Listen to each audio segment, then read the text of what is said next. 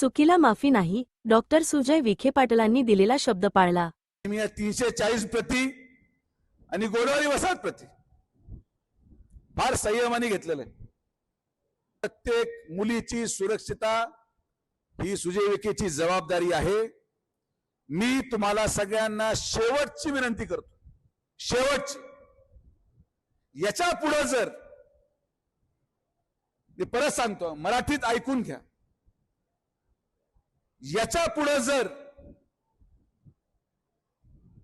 कोणीही या सगळ्या भागांमध्ये मुलींची छेड काढताना सापडला,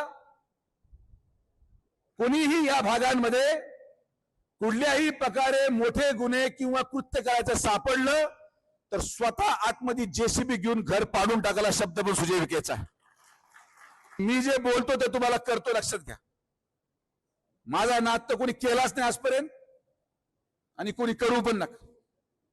जिथं आमच्या माया बहिणींची सुरक्षतेचा प्रश्न येतो, मी तुम्हाला माझ्या मुलीची शपथ घेऊन सांगतो, मी तुम्हाला सोडणार नाही.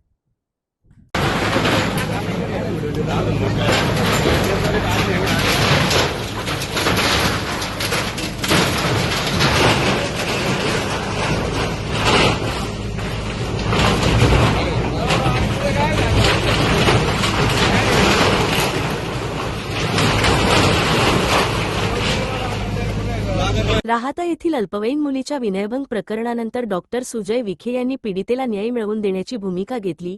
महिलांवरील अत्याचार सहन केले जाणार नाहीत, कठोर कारवाई होणारच, असा इशारा त्यांनी दिला.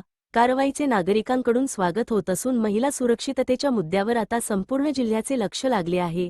अहिल्यानगर मराठी न्यूजकरिता शहाजी दिघे.